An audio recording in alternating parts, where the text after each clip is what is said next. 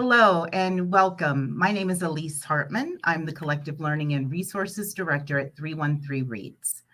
313 Reads is a coalition committed to working side by side in collective impact with citywide, statewide, and national partners toward literacy access, equity, and justice to support grade level reading. 313 Reads is dedicated to mobilizing alongside our community to ensure literacy equity so that all students are reading at grade level by the end of third grade. We are celebrating Detroit community literacy leaders, including Michigan Reading Association's inaugural 30 Under 30, a campaign that spotlights and celebrates rising Michigan innovators, disruptors, and visionaries in the literacy field. The Michigan Reading Association is an organization of people who believe that literacy is the key to transforming people's lives. Chartered in 1956 by the International Reading Association, MRA has grown to be the leader in providing literacy resources to teachers, parents, and universities, offering conferences, publications, awards, and a network of professional education across the state of Michigan. Today, I have four amazing and inspirational guests joining me. Leah Belle, 313 Reads Executive Director and the President of MRA.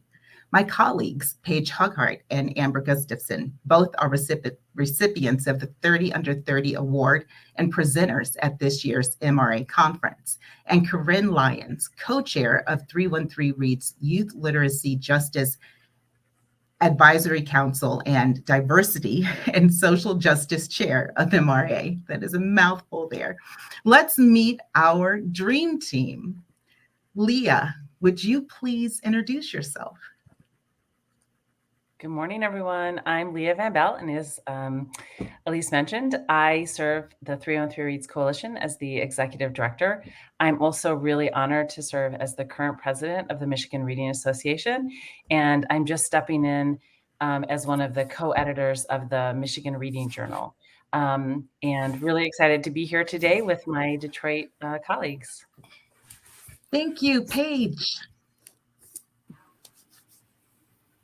Hi, everyone. I'm Paige Hughart, the Senior Director of Projects and Operations with 313 Reads, and I'll pass it to Corinne.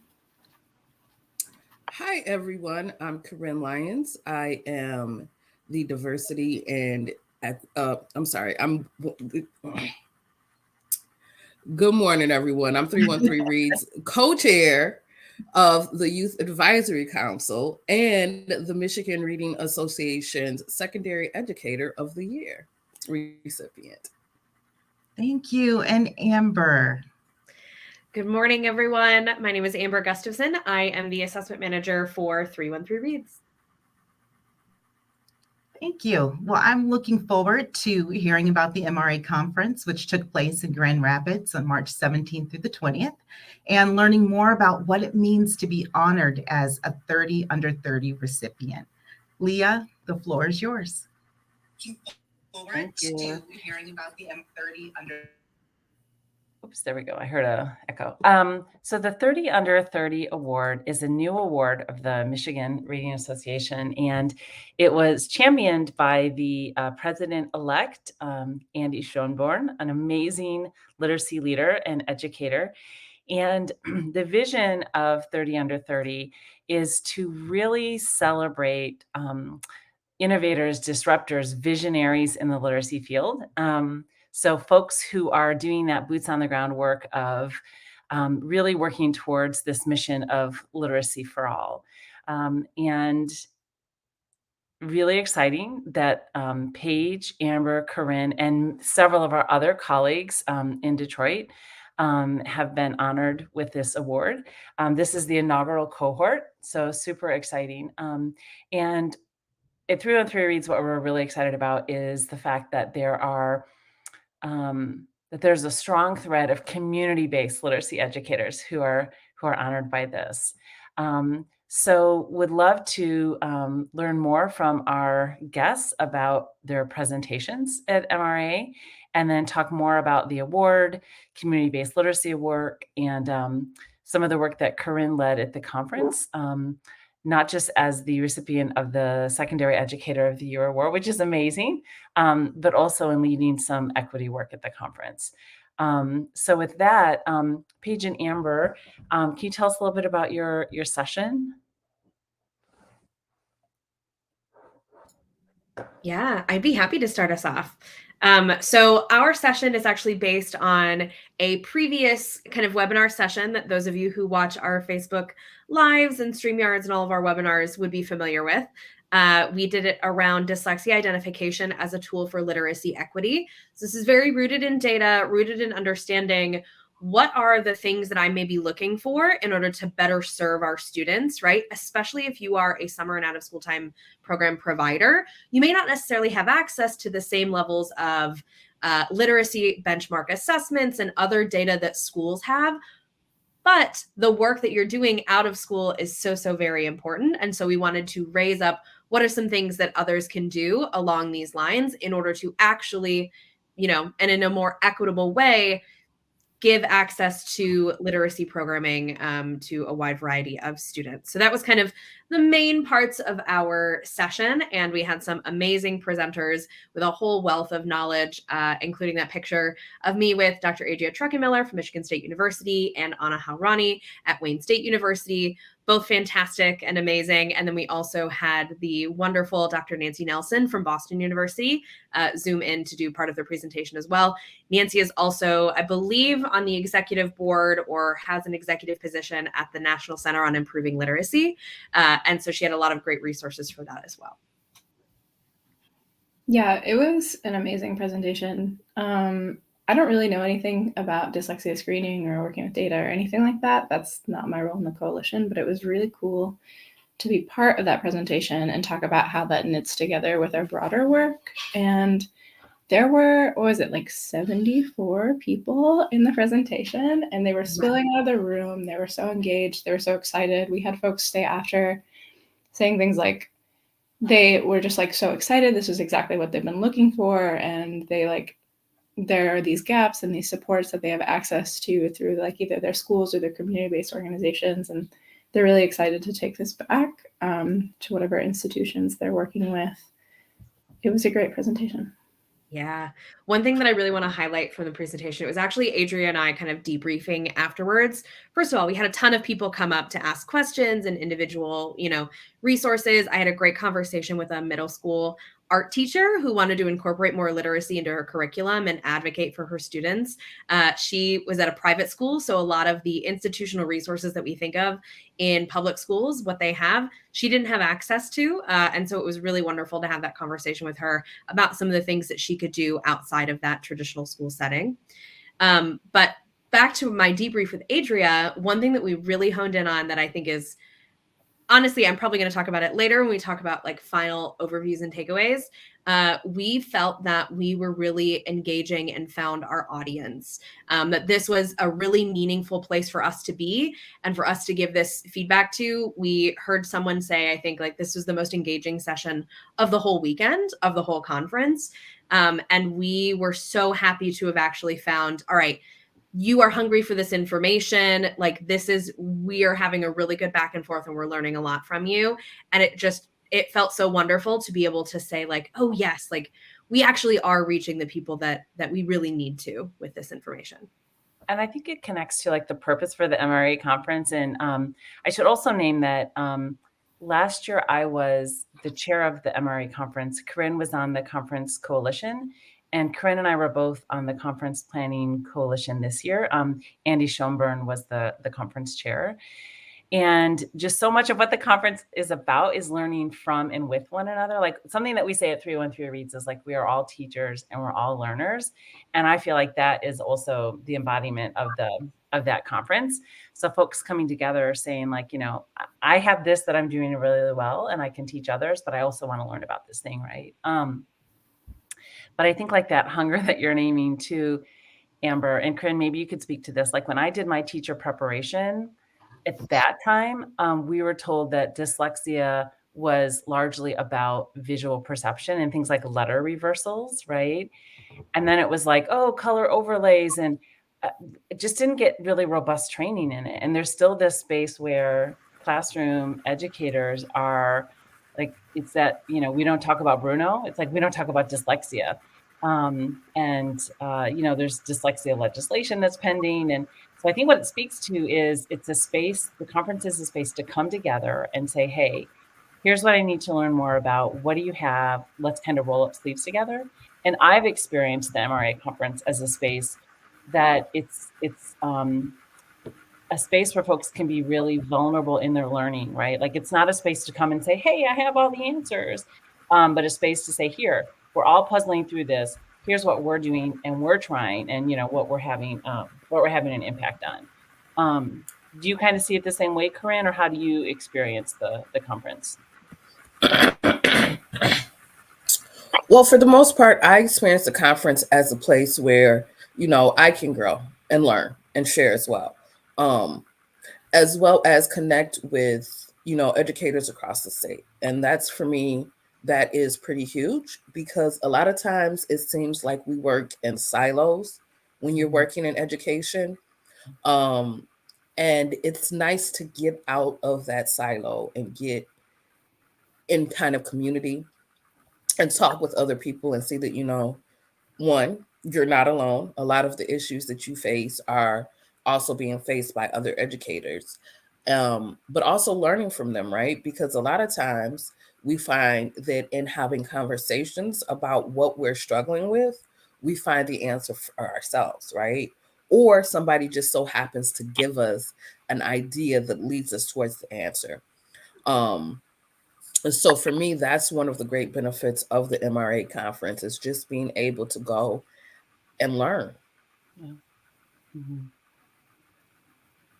Yeah, I hear you. And I think that it's that there's been a big shift too in the last couple of years, and more, again, like community-based educators. I think about, I don't know, years ago, when I first started going to the MRA conference, even in undergrad, I had a professor who mentored me and got me hooked on the conference and engaged in MRA. Dr. Linda Pavinetti, amazing. But there weren't a lot of community-based educators. And now it's really exciting to see that growing and growing, even just from the last few conferences. And I'm really excited for that, because I think we're all at that space of understanding that literacy is so incredibly important, and schools and teachers are moving mountains every day. They're doing deeply important work. And in many communities, such as ours, in Detroit, that also community literacy programs have to be a part of the solution too, for us to collectively get, where we're headed. So I'm excited to see that. So I'm curious, as honorees of 30 under 30, right, which is about being an innovator, a disruptor, a visionary in literacy, what calls you to community-based literacy work, right?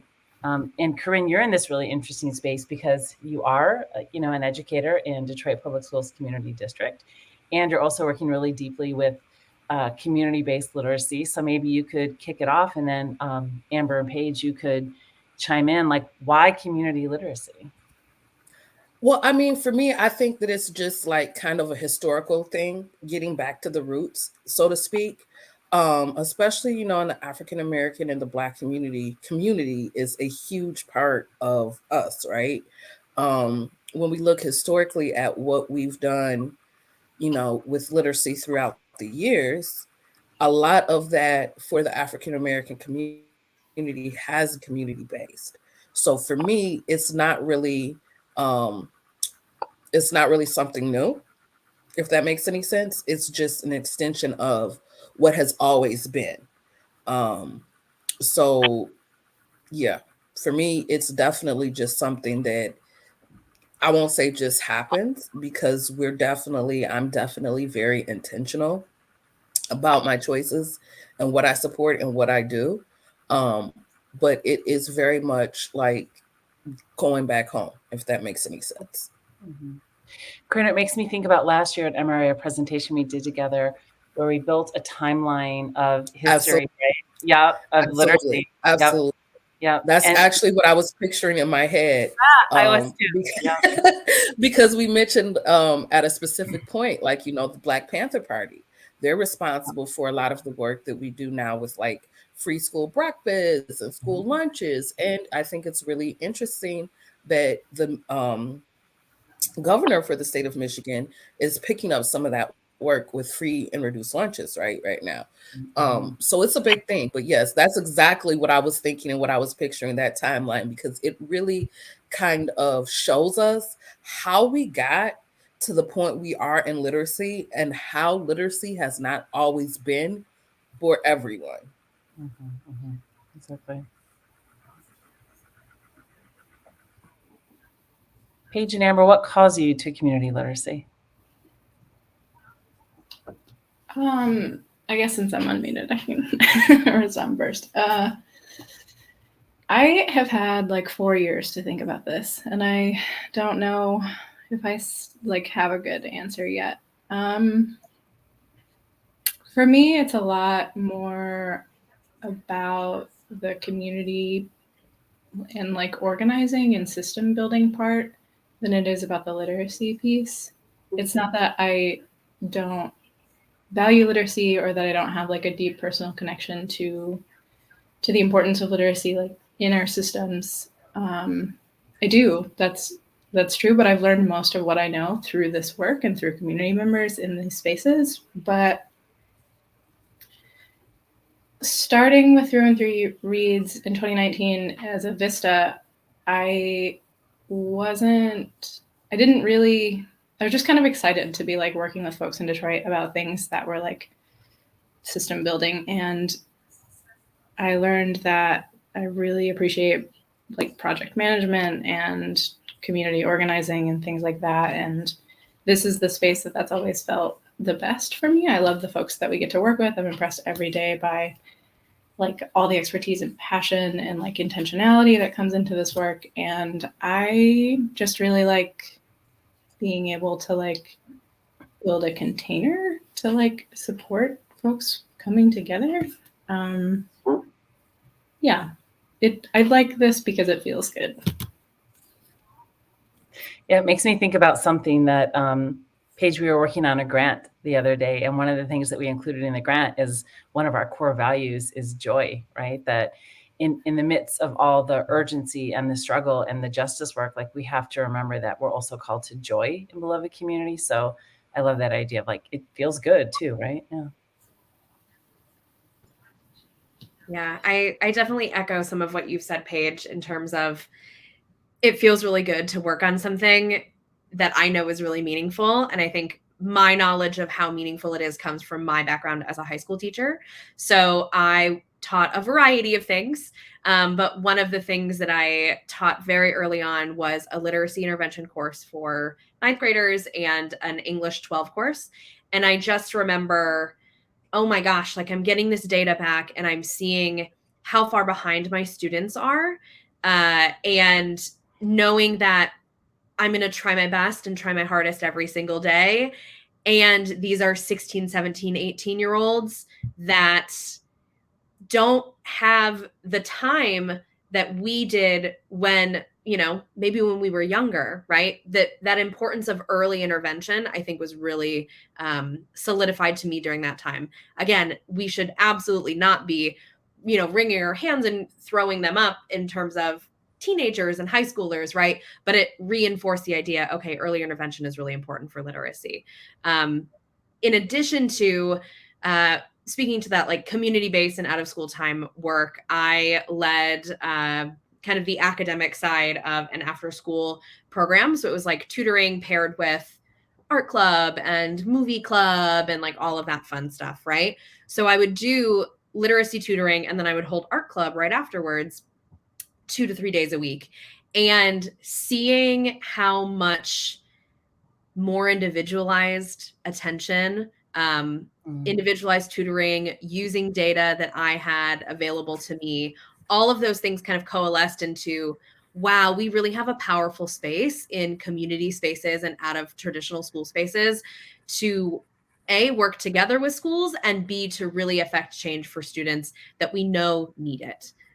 So it's kind of all wrapped up in one for me. It feels a lot like home to be working on literacy work in Detroit. And I'm just really grateful for this opportunity and excited to see where more of this work leads me. Mm-hmm. Yeah, and I think for me, it's, I started as a teacher and a literacy coach, and university faculty but I taught my courses in Detroit schools. So Anna, who we were just talking about, Anna had been one of my students at the University of Michigan. And then when she was at her first teaching placement in Detroit, invited me to come into her classroom and support with some collaboration and coaching. Really excited to do that. And also then became a collaborator in my courses. So I, teaching all my courses in schools, because I think that's how you train teachers, like in schools, in classrooms, the same way you train doctors, right? You don't train them at some remote location, not connected to the work that they're doing. But I just realized through that I wanted more the immediacy of the community-based work, because I think that it's really easy to place all the emphasis on classroom teachers. They need to do more. They need to do better. It needs to be a different curriculum. And I see how hard they're working. It has to be a both and. Yes, classroom teachers in schools are working really hard. And there's this community piece. And I love, Corinne, that you said, like, this isn't anything new, right? Like standing in the gap for community like that is not new. But what I really cared about was, how do we make sure that the folks doing that work have what they need, right? So, do they have the training, the resources, the tools, to do that in ways that are going to have the impact they want? Like that's, what called me. And something that I'm really excited about with just the broader community work is how our partners are weaving literacy into things that we may not have even considered because they care so much about it, right? And for instance, Alyce had done some after-school enrichment programming at a local school and was doing some really cool stuff. Alyce, would you mind talking about how you were weaving literacy into what you were doing? Because it was really cool. And I loved that I got to see that. Sure. So I always try to integrate literacy in anything that I'm teaching. And so one of the easiest ways to do it is to use storybooks. So I often use storytelling and use books as a way to help improve literacy outcomes with the students that I'm working with. So for instance, if it's STEM, it's like storybook STEM. I'll often use it in drama as well. So I'll do like Little Readers Theater, and we'll use books and actually have the kids take the books and turn them into scripts for theater. So I often try to just use very simple techniques with after school programs.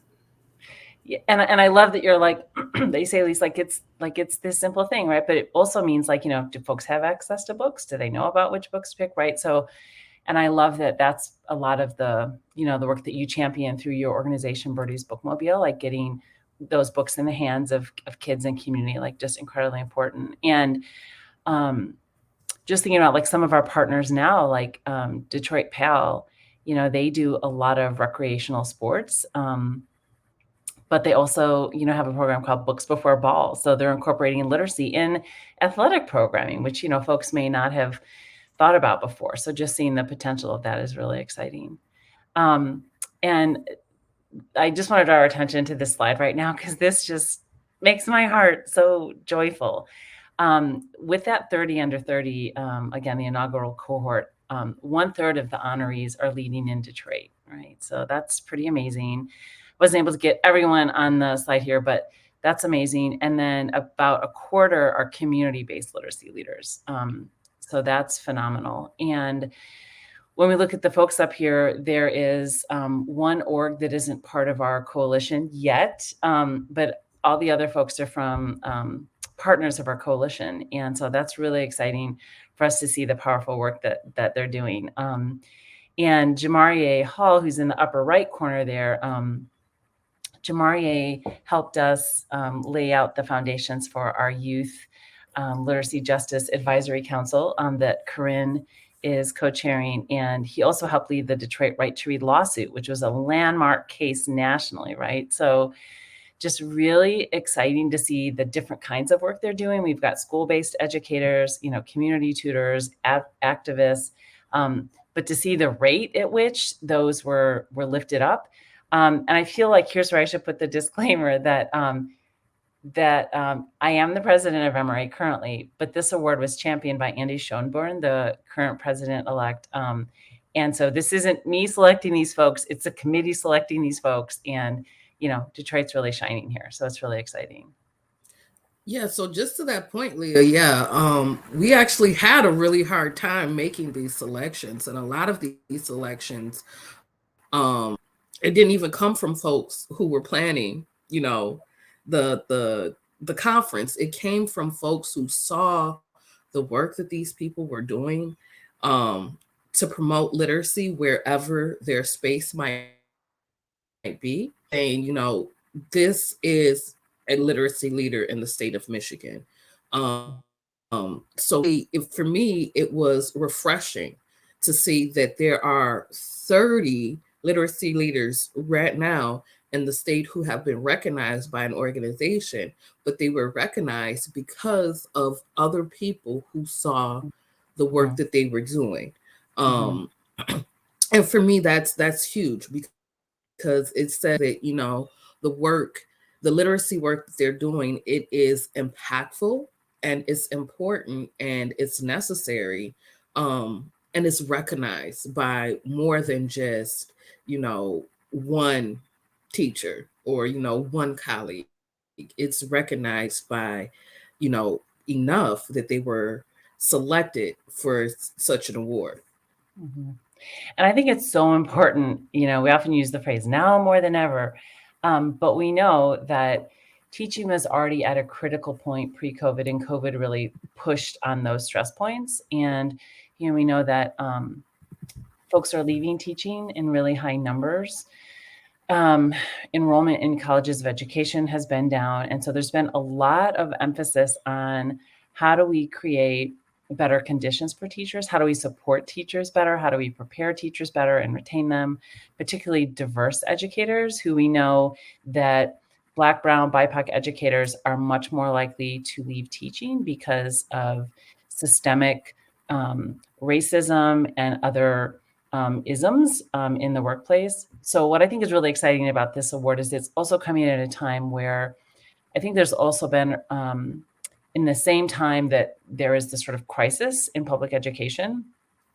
And I want to name, it's also in community-based literacy education, because a lot of our partners are having some challenges in meeting their tutoring needs, right? In hiring folks and preparing them and retaining them. Nonprofits are experiencing like high turnover, right? So a lot of things that are happening, but at the same time, I'm also encouraged by this swell and this growing swell of support for teachers, whether those are school-based or community-based, and folks being, more vocal. And part of that is also like investing in them as well, right? So, but I think this is a part of it is, don't just name when things are going wrong, but also celebrate when these folks are doing amazing work every day. Can we go to the next slide, pretty please? So Corinne, I'd love to just talk a little bit more here about your award. So the Michigan Reading Association, which started as a chapter of the International Literacy Association, but we became our own 501c3. Don't ask me what year, I should probably know, but I don't remember. And MRA, recognizes, has multiple awards for things like books, but also for educators. And Corinne was named secondary teacher of the year for the state, which is a huge honor. It's absolutely amazing. And would love to know, just Corinne, like, what does that mean to you, or how did that feel, or, how does that affirm what you're doing? Like, I can name all the reasons, like, yes, this is why Corinne is secondary educator of the year. What is that experience like for you? I know you were just named to that role. But what's it been like so far? I love seeing on Facebook, like, how proud your mama is. And your mom is an educator as well in DPSCD. So that's pretty amazing that you're this legacy of teachers. Okay, so I'm going to try and keep it together here. But you mentioned my mama. You don't have to keep it together. And everything falls apart with my mama. My mother is extremely, extremely proud of me.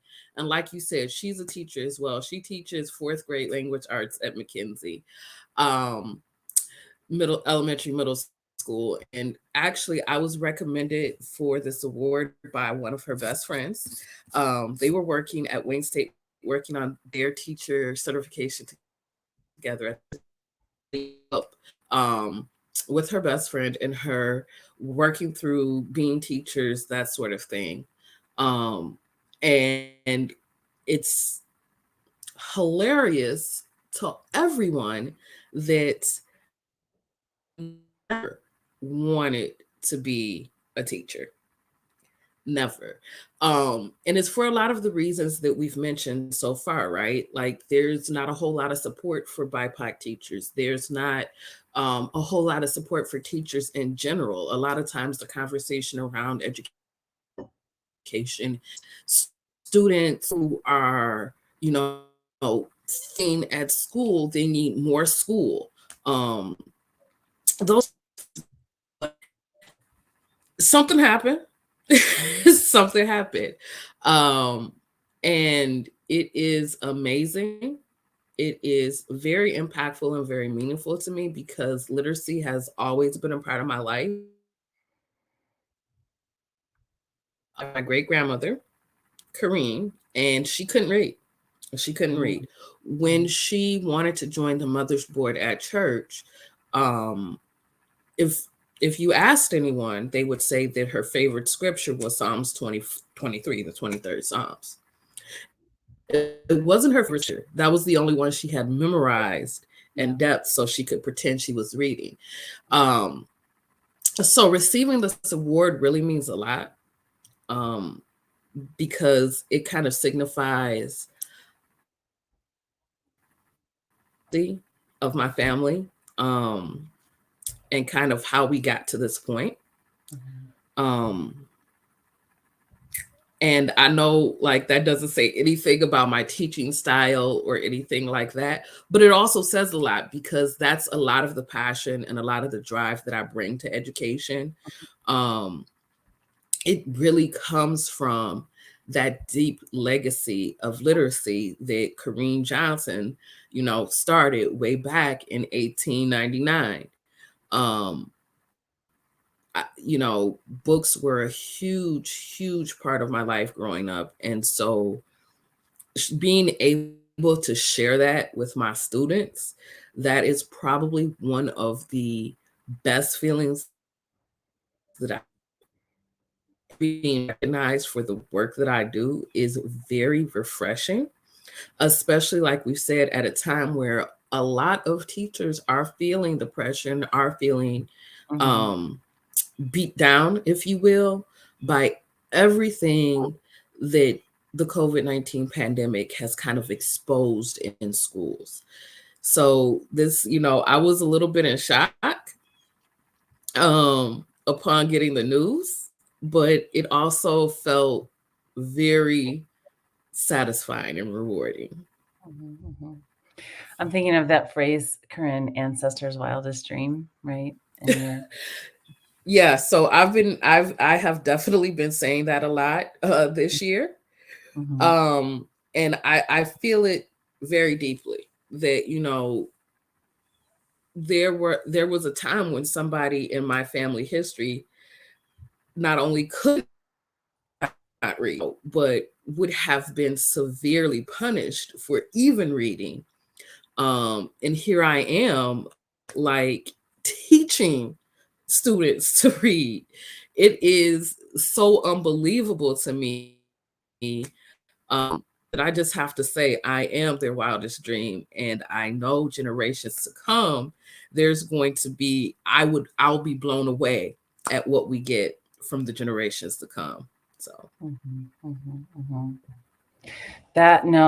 it's really amazing. I mean, shout out to your mom, Gabrielle Patterson. So shout out to her. You also have done some really important work for Michigan Reading Association, Corinne, with serving as the chair of the Diversity and Social Justice Committee. And then you also led, at the conference last year, we did a land acknowledgement with Melissa Isaac, who at the time was with the Confederation of Michigan Tribal Educators. And that was included this year. But also this year, you layered on a labor acknowledgement So I was wondering if you could just share a little bit about, just in case folks don't know, right? Like, I think folks are getting an idea of like what a land acknowledgement is and why we do that. But if you could just share a little bit more about labor acknowledgement and why it was so important to you that that be part of the conference. Can we see the next slide? Yeah. So a land acknowledgement is, very similar to a labor acknowledgement. So it's kind of the same kind of thought process, right? A labor acknowledgement is really meant to highlight how we got to where we are as a country.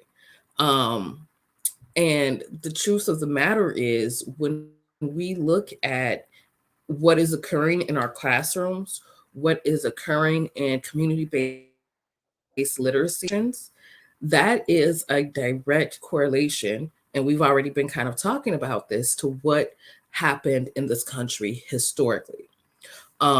So it was important for me, especially as an African-American woman, an African-American teacher, to highlight that and name it. Because again, a lot of what we see in our classrooms are directly related to the history of this country. And it's important for me to include them at conference because it serves as a way to kind of focus our thinking and focus our learning. Because the thing about a land or labor acknowledgement is that shouldn't be just something that's said. It should be something that we're actively working towards recognizing, and in ways that we can, reducing and mitigating harm based on the history of our country. So I first kind of learned about the labor acknowledgement from Dr. April Baker Belle, and she presented one, and I thought that it was phenomenal. And I thought that it was some important work because, again, a lot of what we see in our classrooms have to be acknowledged. And if we don't start acknowledging that, then it will be difficult to kind of move that needle from illiteracy to literacy. It'll be difficult to have community-based programs that support literacy and have classrooms that support literacy if we don't take time to acknowledge the impact of history and how it still kind of reverberates today. So I was very excited to do that. Yeah, that's really incredible just to think about that shift and what that means and setting that precedent. And grateful for your leadership there, Corinne. Thank you. And it, it makes me, it makes me think about too, with 313 Reads over the last few years, we've worked really hard to reframe the narrative. Which I think gets to what you're talking about, that when we don't like unpack and acknowledge these things and do the work of reparations around literacy, it's really easy to talk about an achievement gap, right? And like, there's not an achievement gap. There's an access, opportunity, equity gap, right? And I think about, for us, it's been, and I think this is something important to us in 313 Reads and MRA. And I know like Corinne, when you and I have collaborated together, that's been an important part of it is it's not about getting kids to grade level reading as if there's something wrong with our babies, right? My son goes to a public school in Detroit, and we know that that the average third grade reading proficiency across Detroit districts is about 10%. You cross a line to Grosse Pointe and suddenly you're like 80 plus, right? Like, what is that about? We know what that's about. And we really tried to reframe it through those lenses of equity and justice.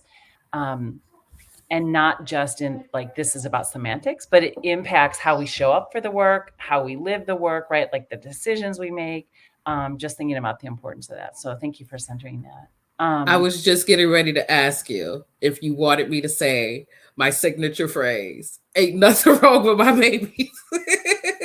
Because I feel like almost in every conversation we have, that's something that I say. And it's, it's true. That's what Dr. Gloria Ladison Billings really talked about.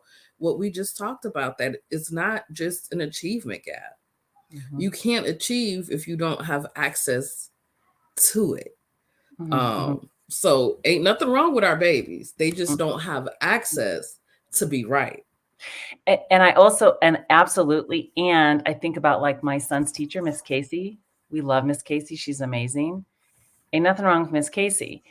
It's, does Miss Casey have what she needs, right? For any teacher in our community, like how many little humans are in the class? Are there enough materials? I know when I was working in university teacher prep and placing interns in classrooms, we had some interns placed in classrooms that we found out didn't even have enough desks for kids, right? So like these are really real kinds of constraints. Yeah, so I'm with you. And that actually, for me, that gives me hope and that gives me joy that I feel like the understanding of that is growing. So I'm hearing a lot less sort of like, inner city kids, right? Because that's a whole coded sort of language, and less of achievement gap and more folks realizing like this really is about access and equity.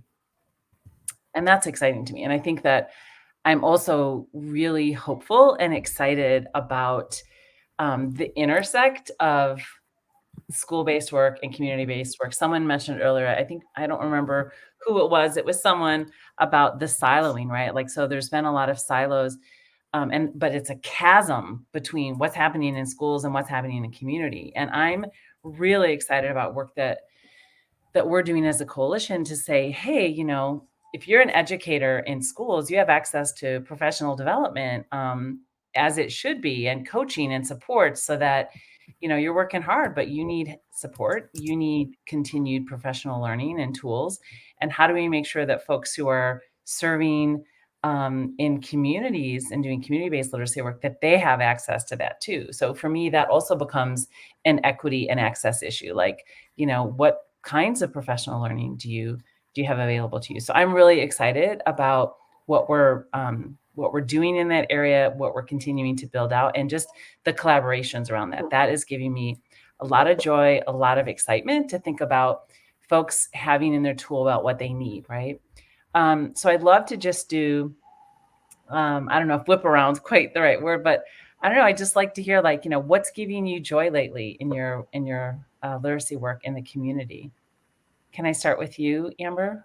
And then can you popcorn it to someone? Absolutely. First of all, I want to recognize, Corinne, like the power of what you have shared is so like it like really hit me. And I just want to lift up again the amazing work that you're doing and how truly meaningful it is, and appreciated by, I'm sure, every one of your students and everyone that you come in contact to. So thank you. For me, the joy in my work comes from, it's not necessarily like the focus of my work as an assessment manager, but it's small little moments of joy. I think back again to like being a teacher. It's small moments of joy that you have with kids. For me now, it's really my ability to be a connector between disparate parts of my life or things that I'm interacting with in order to improve access, right, to these opportunities, both for children that may want access or other adults who may want to get involved in the community. So I have two quick examples. One, I work with a large group of contractors. We call them literacy assessment core members. And one of our core members called me and said, hey, I actually got this report about my own son, and he needs literacy tutoring. Is there anyone that you can help point me to? And through my work with 313 Reads, having a wide variety of access across the city of Detroit. Okay, what work does this thing have? Let me help you understand what this report means. Let me connect you with organizations that might be able to focus on that, or ones that are in your neighborhood that could be really beneficial to you. And she was able to enroll her child and get him some out of school time support. And I felt really, really amazed about that. Another was, I was just, out doing my normal shopping in the mall. I happened to mention something one-off to somebody who worked in a store. She said, hold on a second. My coworker actually wants to do literacy and volunteering work in Detroit and would love to talk to you. We had a great conversation, and I was able to connect him with a lot of our program partners to get volunteering and part-time tutoring opportunities. Again, the ability that, yes, I can be just one small piece in getting people to the resources and the opportunities that they need, that are purposeful, that are meaningful, that are powerful, and can change truly the future and trajectory, especially of kids' lives. That really brings me a huge amount of joy.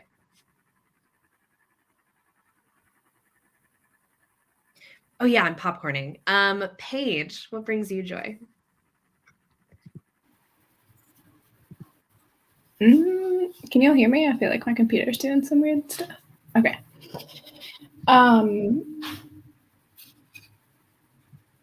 Great question.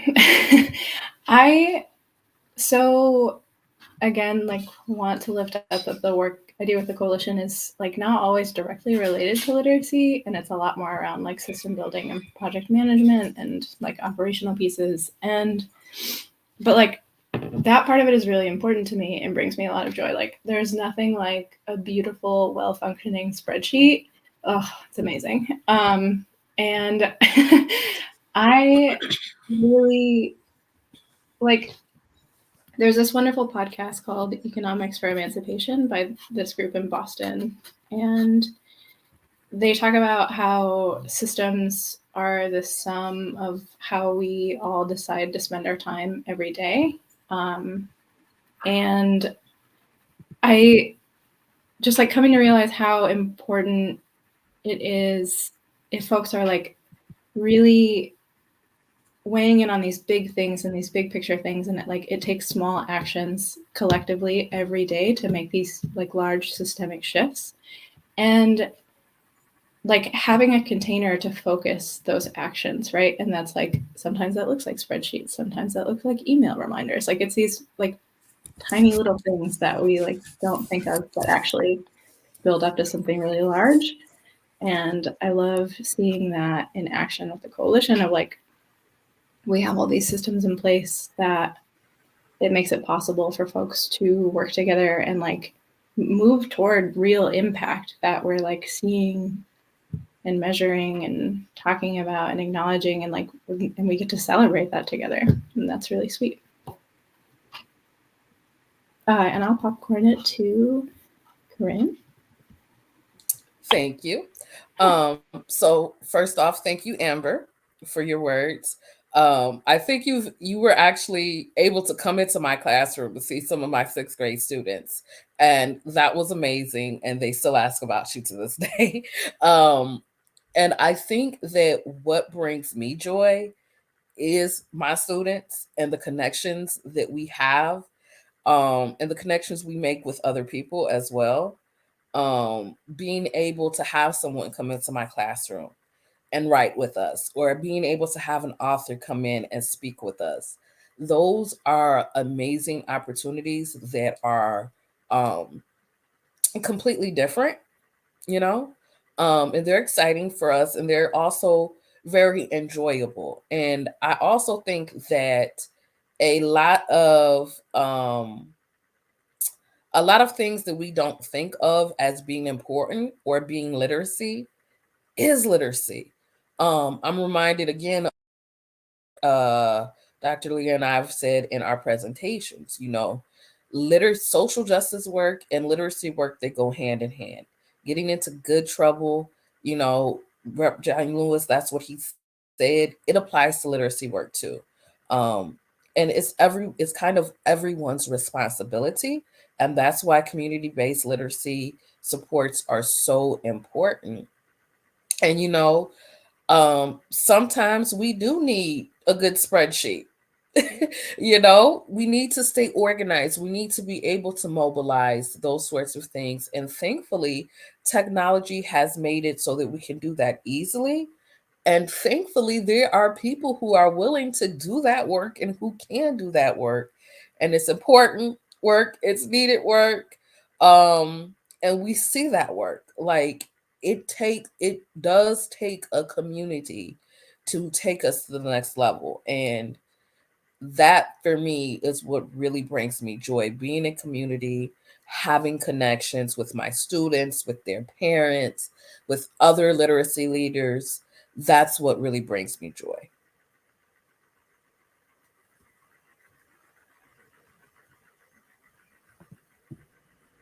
Well, I'm going to hop in and I'll share what brings me joy as well. Teaching brings me joy, and sharing beautiful picture books. I love picture books, and I think they probably bring me a lot of joy. So sharing picture books with children. Now, sixth grade students do not bring me as much joy. I like those K through third graders. But when Amber was talking, I was thinking about the fact that you're not just innovators and disruptors and visionaries, you're conduits as well. And you're making these connections. And these aren't just adults that are making these connections. So Leah and Corinne, could you talk a little bit about the Youth Advisory Council and even the young lady that was a 30 under 30? And how old was she? Was she 10, 11, something along those lines? I think Zuri is 8. Corinne, is she 8? As much as I love Zuri Hudson, I have no idea how old she's under 30. Definitely under 30. But yeah, that was actually one of the nice things to see, right? That like we weren't just recognizing adults, but we were recognizing children, because literally what we do is for children. So it was nice to see that as well. Yeah, and I think that gets to the youth advisory, the Youth Literacy Justice Advisory Council. I think it's something that like it's pretty hot right now, right? To have like a youth council or a youth committee, and but we wanted to do it in a really meaningful way. And I'm really grateful for Corinne's leadership there, for Jamarie for helping us, start to plan that out and build up what that looks like. And what was really interesting was very quickly, it was Jamarie who called us to challenge ourselves to say, how do we do this in a really meaningful way? Not like, let's meet once a month and hear from young people. And to pivot to instead, how can young people help? Can they be the ones who build and lead professional development for literacy educators, to understand youth perspective and expertise and experiences? So we're really excited to be looking ahead to that. And for us, that's significant. That's a big shift in our, coalition, that we're serving youth, but are we also really understanding that it's for, with, and by, right? Like nothing for us without us. Like, are we really, asking youth? And it's interesting because someone said, but we serve, kindergarten through third graders. My son is a third grader. He can say quite a bit about why there are some learning opportunities, whether those are school-based or community-based, that work for him, and why some don't. Like even at that age, he can articulate that and share, and we can learn from that. So I'm really excited about that. I wish we had more time to continue this conversation because I really love hearing from everyone. But if you could just share just one takeaway for everyone in our audience, that would be fantastic. And I'm just going to go ahead and start with Amber. If you could share your takeaway. Yeah. This was kind of a takeaway from MRA in general, but like really is kind of reaffirmed after our conversation.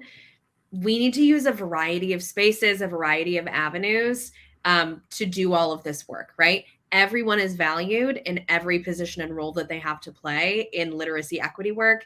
And I'm grateful for the opportunity to be able to go to Michigan Reading Association, to the conference, to connect with educators across the state. And I'm grateful to know and work with so many people working at so many different levels of whether that be educators or city and state level leaders, all of that. I just am really appreciative of. There are so many places to do this. We all have resources to share. And when we all work together across those levels, we can truly accomplish amazing things. So that's really my takeaway.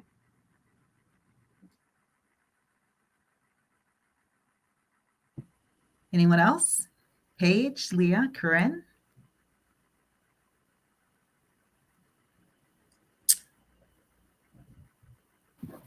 I'm going to share mine quickly before my puppy jumps on the screen. My takeaway, and I understand the contradiction in saying this over a virtual space, but like being at the MRA and anytime we've had a chance in the past couple of years to get together safely in person, it's just like, it's so nice and it means so much. Like, it's wonderful and amazing everything that technology has afforded us to do, like Corinne said, and nothing compares to just like feeling what it's like to be next to someone when you're doing this kind of work. And I'm really grateful for that after the conference, especially.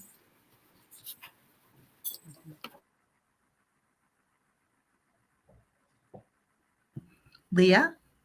Yeah, I think for me, just a key takeaway is how much we learn when we have school-based and community-based literacy educators together in the same spaces. So really hearing from Corinne and her perspectives and vision as a classroom educator as well, like that's incredibly important. And really grateful that the coalition has decided over the last couple of years that we want to have meaningful connections to schools, that it's this continuum of literacy supports and learning. And just the key takeaway here is it's really important that school-based educators are hearing and learning from and with community-based and vice versa, right? Like we're looking at it from different sort of, I don't want to say sides of the coin, but different perspectives. And it's important to all come together in spaces like this. And Corinne, could you give us your takeaway? Sure. So my takeaway is ain't nothing wrong with my babies. Ain't nothing wrong with me. I'm just a girl from the west side of Detroit whose great grandmother couldn't read, whose grandma couldn't afford a teacher preparation program. But I feel like I am living proof of what community-based literacy programs can do, and how we can go from one place to the next. And I think that for me, that is a huge takeaway, just realizing that there ain't nothing wrong with us. Thank you. Thank you so much for joining us today. You can visit our website for additional resources. You can sign up for our monthly newsletter and find out more about our coalition. All of our videos, you can access them on our Facebook page. They are available there. And a special thank you not only to our guests, but to the Skillman Foundation and the United Way for supporting our professional learning series. We hope that we have added to your knowledge bank and helped further equip you in your work toward literacy access, equity, and justice to support grade level reading. Thank you again, and we'll see you next time. Bye-bye.